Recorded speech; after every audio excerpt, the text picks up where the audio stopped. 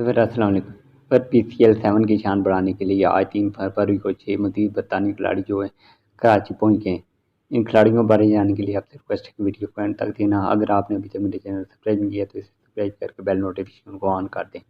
اور Pakistan super league میں شرکت کے لیے مزید 6 انگلش کھلاڑی جو ہیں وہ کراچی ایئرپورٹ پر لینڈ کر چکے ہیں، جو PCL کی شان میں اضافہ کریں گے۔ انگلش کھلاڑی ویسٹ انڈیز کے لاف T20 سیریز کے اختتام پر پاکستان سپر لیگ میں شرکت کے لیے کراچی پہنچے ہیں۔ کراچی پہنچنے والے کھلاڑیوں میں Harry Brook, Phil Salt, Saqib Mahmood, Chris Jordan, Jason Roy اور جیم وینس شامل ہیں۔ انگلش کھلاڑیوں میں 5 کرکٹر اپنے 3 روزہ قرنطینہ کو مکمل کرنے کے بعد اپنی اپنی ٹیموں کو جوائن کریں گے، جبکہ جیم وینس قرنطینہ نہیں کریں گے۔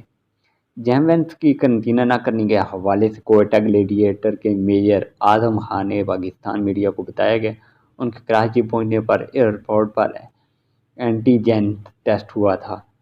اعظم خان نے کہا کہ جیم وینس کی اینٹی جین ٹیسٹ کی رپورٹ منفی آئی ہے، جس کے بعد انہیں ٹیم اسکواڈ میں شامل کر لیا گیا ہے اور وہ آج شام کو معین خان اکیڈمی میں پریکٹس سیشن میں بھی حصہ لیں گے۔